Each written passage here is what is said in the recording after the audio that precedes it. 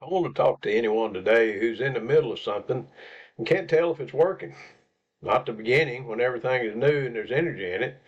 Not the end when you can look back and see how it all connected. The middle, the long, quiet, ordinary part where you just keep showing up and you can't see enough to know whether to keep going or stop. I know that place well. I've been there more times than I can count. And I'm in a version of it right now. My name is Ray. I'm 77.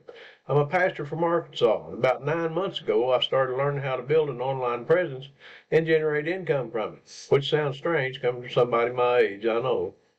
But here's what I've learned about this kind of work that I wasn't expecting. It has a middle, a long one.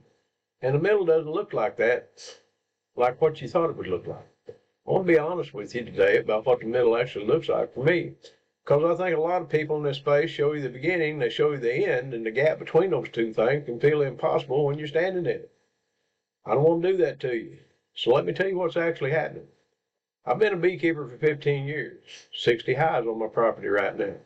If you want to understand patience, if you understand what it feels like to work at something that gives you no visible feedback for long stretches of time, go keep bees. In the winter, you don't see anything. You check on the hive, you make sure they're okay, but nothing's visibly happening. No honey, no activity, no obvious signs of progress. Just a box sitting there, and inside it a colony doing what they need to do to survive and prepare for spring. The new beekeeper sees that and panics, thinks something's wrong, thinks they need to intervene, thinks the silence means death. An experienced beekeeper knows the work in the winter is invisible, but it's still work. And if you trust the process and don't disrupt it, spring will show you what was happening all along. I think about that a lot in this season of building online. Because 9 months in, I have days where I look at what I built and I can't see enough to feel certain. My YouTube channel is growing, slowly, but it's growing. My Instagram has over 2 million views now across all my content. I have a community of people I'm getting to know, real conversations, real connection. Something's happening. But there are also days where I sit down to record and I think, is this working? Am I doing this right? And am I missing something? Is the middle supposed to feel this ordinary? And the honest answer is yes. This is what the middle feels like for everyone. Let me tell you what I've learned about the middle from decades of doing long, slow work. First, the middle is where most people quit. Not because they failed, but because they couldn't stand the silence. They needed feedback that hadn't arrived yet. And they interpreted the silence as a signal to stop, when it's actually just a normal experience of anything worth building. Second, the middle is where character gets built. Not in the beginning, when you're motivated by newness. Not at the end, when you're motivated by results. In the middle, where the only thing keeping you going is the decision you made before the motivation ran out.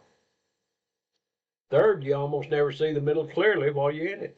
I've gone through long seasons in my life, years of them, where I couldn't see what was happening. And it was only looking back that I could see the shape of it. The things being built in me, the foundation being laid, the things being cleared away that needed to go before the next thing could come. That's not comforting when you're in the middle, but it's true. And I've decided that truth is more useful than comfort when you're trying to build something real. So here's where I am, honestly. 9 months in, I'm learning something new every week. Some weeks it clicks, some weeks it doesn't. I have a system I trust, and I'll talk about that in a minute, and I'm working it. Not perfectly, but consistently. And I've decided that consistent beats perfect every time, because perfect is mostly an excuse for not starting or not continuing. I argued with God for 3 years about becoming a pastor. 3 years. I had reasons, good ones I thought. The timing was wrong. I wasn't ready. Other people would do it better. What I found on the other side of that argument, after I finally stopped fighting it and just started, was that the preparation had already happened in the middle of all that resistance. The middle's never wasted time, even when it looks like nothing's happening.